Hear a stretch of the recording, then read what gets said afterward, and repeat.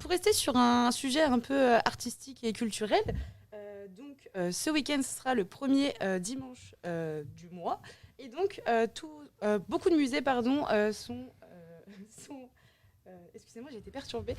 Pardon. Beaucoup de musées sont gratuits pendant ce week-end. Donc, il suffit d'aller sur Internet et vous pouvez voir une liste des musées qui proposent justement d'ouvrir leurs portes gratuitement, ce qui n'est pas forcément le cas d'habitude. Par exemple, il y a le Musée national d'art moderne du centre Pompidou. Pardon. Donc, c'est au 6e et 5e étage du bâtiment. Il y a plus de 75 000 œuvres, ce qui est assez impressionnant. Et c'est ouvert de 11h à 20h. Mais attention, c'est gratuit certes, mais pas pour les expositions temporaires. Elles restent payantes. Donc voilà, si vous voulez aller faire un petit tour, c'est très sympa. Sinon, il y a le musée Rodin aussi, qui est ouvert de 10h à 18h30. Et c'est des statues de bronze et des moulages. Je pense que vous connaissez déjà un peu. Et sinon, il y a le Panthéon aussi. Il est gratuit de base pour les gens de moins de 18 ans. Ceux qui ont la chance d'avoir encore moins de 18 ans, vous pouvez y aller. Mais ce n'est pas notre cas. Donc voilà, ce week-end, ce sera gratuit si vous voulez faire un petit tour. Sinon, pour rester un peu sur des sorties culturelles, mais plus sympathiques et moins peut-être prise de tête qu'un musée. Je ne sais pas si vous trouvez que c'est un peu prise de tête qu'un musée, mais c'est vrai qu'il faut rester un peu concentré des fois. Il faut avoir le temps aussi. C'est ça même. On voit la taille de certains musées parisiens. Il faut plusieurs journées pour... Le Louvre, je me suis perdue dedans 4 fois. Voilà. Pour les sorties culturelles, il y a l'exposition Thierry Mugler, donc un peu d'actualité malheureusement. Et sinon, Cartier et l'art de l'islam, donc c'est gratuit au moins de 26 ans en général, n'importe quand. Vous avez juste à payer 1 € de frais de gestion de dossier. Mais vous pouvez vous présenter. Il faut réserver son billet, par contre, à l'avance. Et votre billet est valable pour toutes les expositions du musée des arts décoratifs. Donc, vous pouvez aussi bien aller à Thierry Mugler qu'aller à Cartier. Je suis allée, en fait, et c'était top. J'ai vraiment très apprécié. Vous pouvez nous faire un petit retour si vous y allez. En combien de temps tu as pu En fait, une après-midi, 2-3 heures. Et il y avait des expositions partout, dans tout le building. Et du coup, on a terminé avec l'art de l'islam et Cartier. Et on est parti à l'autre, celle en face, celle dont tu parlais. Ouais. Et puis, on a fait le tour de tout l'immeuble et c'était top. Génial. Donc, ça peut être une sortie vraiment sympa. Donc, par contre, les expositions seront que jusqu'au 24 avril 2022. Vous avez un peu de temps, mais le temps passe assez vite. Donc, dépêchez-vous peut-être. Et donc, c'est au 107 rue de Rivoli à Paris, dans le 1er arrondissement. Sinon, je ne savais pas, mais on peut visiter les coulisses de l'UNESCO. Je ne sais pas si vous étiez au courant avant, mais moi non. Non, je ne savais pas du tout. Voilà, donc pendant 1h30, vous pouvez visiter le bâtiment. C'est à partir de 8 €, par contre, donc un peu plus cher, mais ça reste quand même abordable pour des étudiants. C'est 7 places de Fontenay dans Paris, le 7e arrondissement, et c'est jusqu'à la fin de l'année, vous pouvez y aller. Et on pourra leur demander pourquoi les choux sont au patrimoine mondial de l'UNESCO au Bagne. Une petite question que tout le monde se pose. Mais voilà, donc par contre, il faut absolument réserver votre place. Vous ne pouvez pas arriver directement là-bas. Et il faudra votre carte d'identité et votre passe sanitaire. Donc, passe sanitaire de base, c'est valable partout. Mais n'oubliez pas la carte d'identité.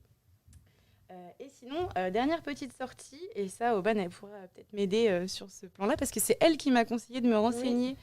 Donc, c'est la pièce La Machine de Turing au Palais Royal. Oui, c'est ça. Je suis allée la voir samedi soir. Je vous invite à aller la voir. Franchement, elle est géniale. Donc, c'est sur Alan Turing qui a réussi à décoder Enigma, donc l'algorithme que les Allemands utilisaient pour coder leurs messages. Et franchement, c'est très intéressant. Les acteurs jouent super bien.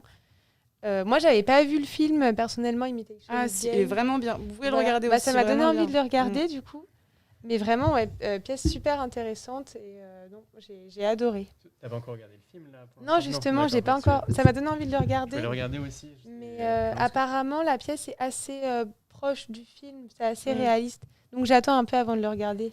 Okay. En tout cas, ça donne envie.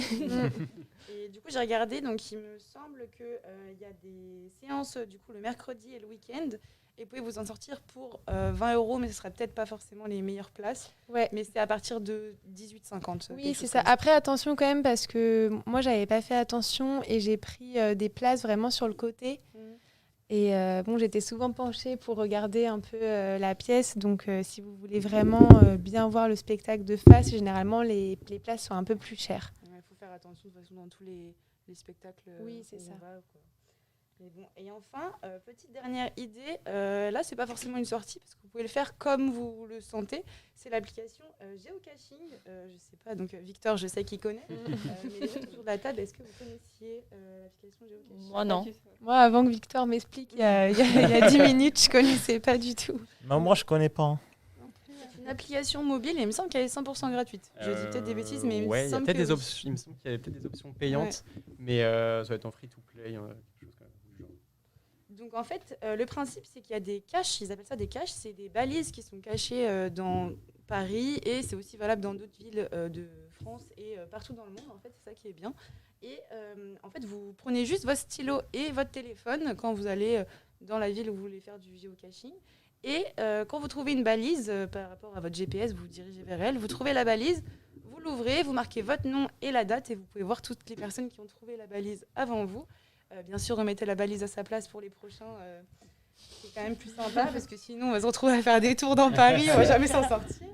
Ouais, en vrai, l'intérêt, c'est que c'est un jeu un peu communautaire, donc on peut voir un petit peu ce qu'ont fait les gens avant. Il y a même sur l'application, parce que tu l'as déjà essayé ou pas? Non, j'ai pas essayé. Parce que moi, je l'avais utilisé à Saint-Malo, du coup, c'était un petit peu plus rural, on va dire. La Bretagne. Et il y avait on peut trouver des balises de différentes tailles et carrément parfois des cartons entiers avec des objets dedans, pas forcément que des mots. Ah, c'est trop cool. Et Donc, c'est assez marrant. Quand tu joues, tu as l'obligation, du coup, de toi aussi déposer des balises ou pas du tout? Non, pas du tout. Justement, les balises, elles sont là, comme je disais tout à l'heure, c'est par exemple comme les petites capsules en plastique qu'on trouve dans les Kinder Surprise.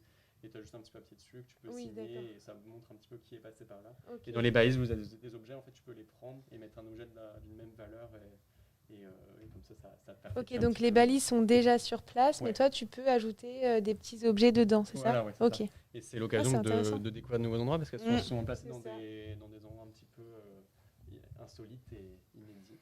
Ok. Et on a un petit souci de micro apparemment. Je crois que tu parles pas assez dedans en fait. Je parle pas assez dedans, pardon, désolé. Mais bon, si vous n'avez pas compris, vous pouvez nous dire dans le chat et on répondra à vos questions. Pas toujours facile de se partager le micro. Ouais, mais en tout cas, je crois que c'était une super bonne idée pour visiter un peu la ville, visiter Paris, des endroits que si jamais on connaît très bien Paris, on peut aller dans des endroits qu'on n'a peut-être jamais vus.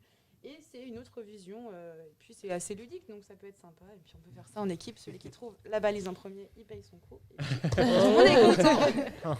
Et voilà, c'est tout pour moi.